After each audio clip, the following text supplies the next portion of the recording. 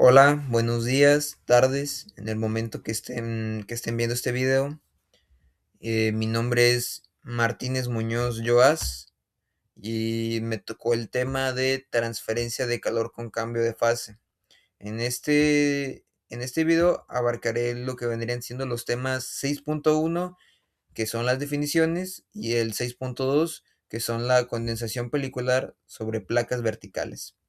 Soy del equipo 8 y pues también a lo largo de esta presentación veremos los primeros conceptos básicos, después nos enfocaremos en un caso específico de la condensación pelicular sobre placas verticales junto con el modelo de Nullset. Ok, pasando ya a la presentación como tal, pues comenzaremos con las definiciones, ¿no? Y es importante entender qué se entiende por transferencia de calor con cambio de fase. Bueno, la transferencia de calor con cambio de fase ocurre cuando una sustancia absorbe o libera energía térmica al cambiar de estado físico, por ejemplo, de líquido a vapor o de vapor a líquido. Este tipo de procesos es muy relevante, ya que permite transferir grandes cantidades de energía sin que necesariamente cambie la temperatura del sistema. Como en esta imagen se puede ver representado un diagrama de transferencia de calor con cambio de fase líquido a vapor. Pasando a la siguiente diapositiva, que vendría siendo ya el cambio de fase, pues es importante definir qué es un cambio de fase. Un cambio de fase es un proceso termodinámico en el cual una sustancia pasa de un estado físico a otro debido a la absorción o liberación de energía, como ya he dicho anteriormente. Un punto clave aquí es que si la presión se mantiene constante, la temperatura permanece constante durante el cambio de fase. ¿Qué significa esto? Bueno, esto significa que el calor suministrado o liberado no aumenta ni disminuye la temperatura, sino que se emplea directamente en el cambio de estado. Ahora bien, con estos cambios de fase se pueden clasificar dependiendo de cómo interactúan con la energía.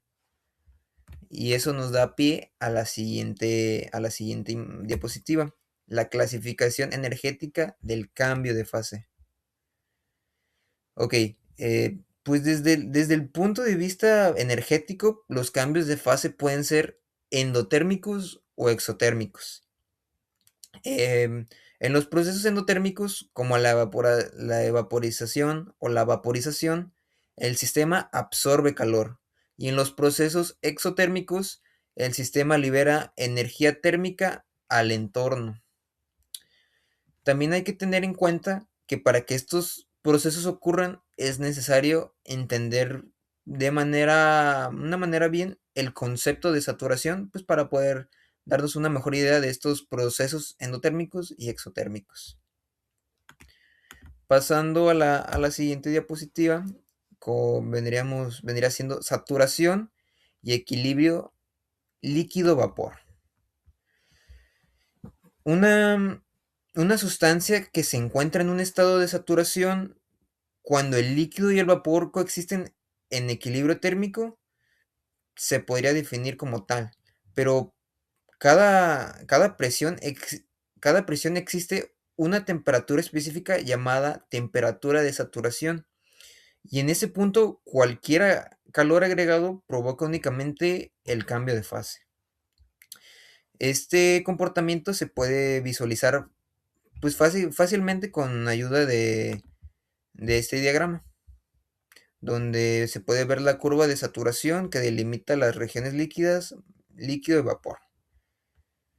Pasando a la siguiente diapositiva, que vendría siendo de diagrama de fases y del punto crítico, pues hay que definirlo, ¿no? El diagrama de fases muestra las regiones donde una sustancia se comporta como sólido, líquido o vapor. La curva de saturación separa las regiones de líquido y vapor, y el punto crítico indica el límite a partir del cual ya no se distingue entre ambas fases. En esta imagen 6.1.3 podemos ver un sistema en equilibrio líquido-vapor, donde la tasa de evaporación es igual a la tasa de condensación a una temperatura y presión de saturación pues determinadas.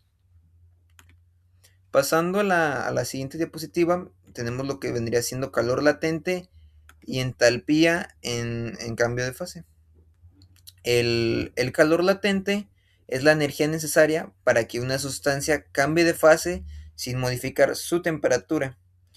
En ingeniería, pues este calor se representa mediante la entalpía de vaporización, que suele tener valores elevados, lo que implica y explica por qué los procesos con cambio de fase pues son tan eficientes. En, en esta imagen, la 6.1.4, pues la gráfica nos muestra que al añadir energía al sistema, la temperatura aumenta hasta alcanzar el cambio de fase, donde se forma una meseta en la que la temperatura permanece constante, mientras que la energía suministrada se emplea como calor latente. Pasando a la siguiente diapositiva, tenemos lo que es la mezcla saturada y la calidad del vapor.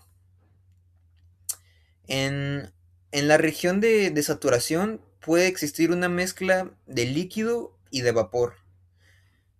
Para describir esta condición se utiliza la calidad del vapor, representada por una X, que indica la fracción másica del vapor presente. Este parámetro es fundamental para calcular propiedades termodinámicas de la mezcla. Sin embargo, es importante aclarar que también existen estados fuera de la región de saturación. Aquí en este esquema, pues podemos ver una mezcla saturada en la que la calidad del vapor representada por una X representa la fracción másica del vapor presente, variando desde X igual a 0 en líquido saturado hasta X igual a 1 para vapor saturado. Continuando, tenemos lo que vendría siendo el líquido subenfriado y el vapor sobrecalentado. Pues un líquido subenfriado tiene una temperatura menor a la temperatura de saturación. Por otro lado, un vapor sobrecalentado tiene una temperatura mayor a la temperatura de saturación. Estos estados suelen presentarse antes de que ocurra el cambio de fase pues en sistemas reales.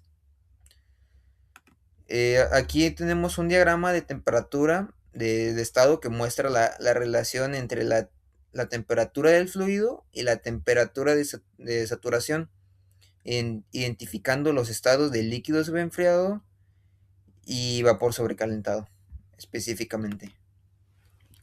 Pasando al siguiente, tenemos lo que vendría siendo la evaporación y la ebullición. La evaporación es un proceso superficial que puede ocurrir a cualquier temperatura. En cambio, la ebullición ocurre cuando la presión del vapor del líquido se iguala a la presión externa, formando burbujas en todo el volumen del fluido. Desde un punto de vista térmico, la ebullición es un proceso mucho más intenso. Es el proceso inverso a la vaporización, es la condensación. Es importante tener en cuenta eso. Aquí en esta imagen, pues podemos hacer una comparación visual entre evaporación y ebullición. Como ya dije, solo una representación visual para que se pueda entender mejor. Pasando a lo siguiente, tenemos la condensación pelicular y por gota. Bueno, la condensación pues puede presentarse en forma de película o en forma de gotas. Pues en la condensación pelicular el líquido forma una capa continua que actúa como resistencia térmica. En la condensación por gotas, la transferencia del calor es mayor, aunque es difícil pues mantener en aplicaciones reales. Pues para entender más estos procesos es importante hablar de la nuclealización, que es lo que sigue. Nucleación y supercalentamiento. Como había dicho, la nucleación es el proceso mediante el cual se forman las primeras burbujas durante la ebullición. Estas burbujas aparecen en sitios específicos de la superficie llamados sitios de nucleación. El supercalentamiento de la superficie es el factor que impulsa el inicio y el crecimiento de estas burbujas. Todo esto se puede cuantificar usando parámetros de transferencia de calor. Dando continuación a la siguiente diapositiva, tenemos lo que vendría siendo el coeficiente de transferencia y el flujo térmico. El flujo de calor pues, representa la energía transferida por unidad de área y el tiempo. El coeficiente de transferencia de calor relaciona ese flujo con la diferencia de temperatura. En procesos con cambio de fase, este coeficiente puede alcanzar valores mucho mayores que en la convección sin cambio de fase. Pues con estos conceptos claros, ahora pasaremos al análisis de la condensación pelicular, que vendría siendo el subtema 6.2. Hasta aquí damos fin al tema 6.1. Ahora sí, 6.2, condensación pelicular sobre placas verticales. Bueno, la condensación pelicular sobre placas verticales pues es cuando ocurre un vapor saturado entra en contacto con una superficie cuya temperatura es menor a la de saturación. El vapor se condensa formando una película líquida que escurre hacia abajo por efecto de la gravedad. Aquí en la imagen pues podemos ver una condensación de película sobre una placa vertical, el flujo de calor, la condensación, el contacto de vapor sobre la superficie fría y el aumento de espesor sobre la película. Pasando a la siguiente diapositiva, pues tendríamos una descripción física del fenómeno. Al entrar en contacto con la placa fría, las moléculas del vapor pierden energía y eso se transforma en líquido. La película líquida se vuelve más gruesa conforme desciende, aumentando la resistencia térmica y reduciendo el coeficiente pues, de transferencia de calor. Para usar este, este fenómeno, para analizarlo, se utiliza el modelo clásico de Nusselt, que vamos a ver a continuación. Aquí tenemos los supuestos del modelo de Nusselt. El modelo de Nusselt considera el flujo laminar, las propiedades constantes del fluido, perdón, y la transferencia de calor principalmente por conducción. Estos supuestos permiten simplificar el problema y obtener expresiones analíticas para el coeficiente de transferencia. Con estos supuestos se puede plantear el modelo matemático, que está a continuación. Aquí en esta imagen pues podemos ver el modelo idealizado de condensación pelicular sobre una placa vertical según Nusselt. Y aquí vemos el modelo matemático de Nusselt, que lo explicaré en un momento. Bueno, el modelo matemático se basa de Nusselt se basa en el equilibrio entre estas fuerzas gravitacionales y las fuerzas viscosas que actúan sobre la película líquida. A partir de este balance se obtiene el perfil de velocidad del condensado y posteriormente el flujo térmico. Aquí podemos ver en esta imagen, en 6.2.4, el modelo matemático de Nusselt basado en el equilibrio entre gravedad y fuerzas viscosas. Yo creo que se ve muy bien en la imagen, se explica muy bien. Entonces, pasar al siguiente. Tenemos a continuación el coeficiente local y el promedio. El coeficiente local es mayor en la parte superior de la placa, donde la película es más delgada. Conforme el condensado desciende, el espesor aumenta y el coeficiente disminuye.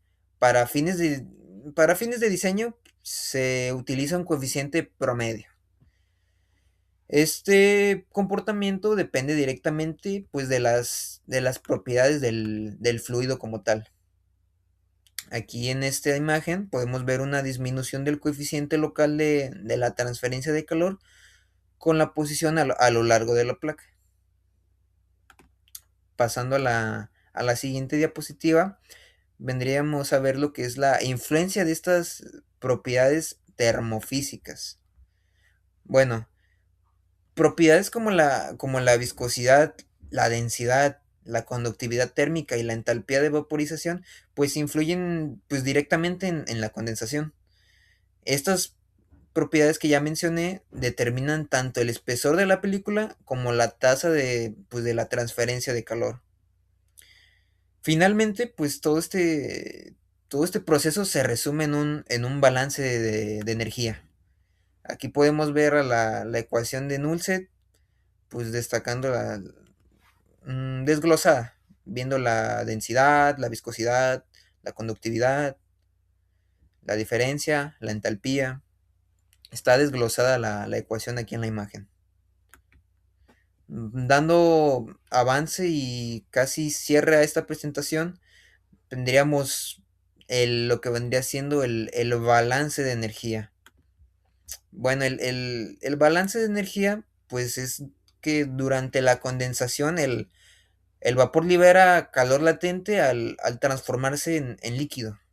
El régimen estacionario es que este calor liberado es igual al calor conducido a través de la película líquida. O sea que la resistencia térmica dominante es el proceso de la película. Con esto, pues podemos dar cierre a la presentación. En esta imagen, por último, pues podemos ver el vapor que libera el calor latente durante la condensación, en el cual se transfiere por conducción a través de la película líquida hacia la superficie fría. Y por último, pues las conclusiones de estos temas, el 6.1 y el 6.2, pues es el análisis de los cambios de fase. El análisis de los cambios de fase pues permite comprender los mecanismos de transferencia de calor pues con mayor eficiencia, ¿no? Los fenómenos como la condensación, ebullición y nucleación influyen directamente en el coeficiente de transferencia de calor. Y estos conceptos son fundamentales para el diseño y análisis de equipos térmicos en ingeniería. Esto es todo por mi parte. Repito, mi nombre es Martínez Muñoz Joás, soy del equipo 8 y hasta aquí mi presentación. Muchas gracias.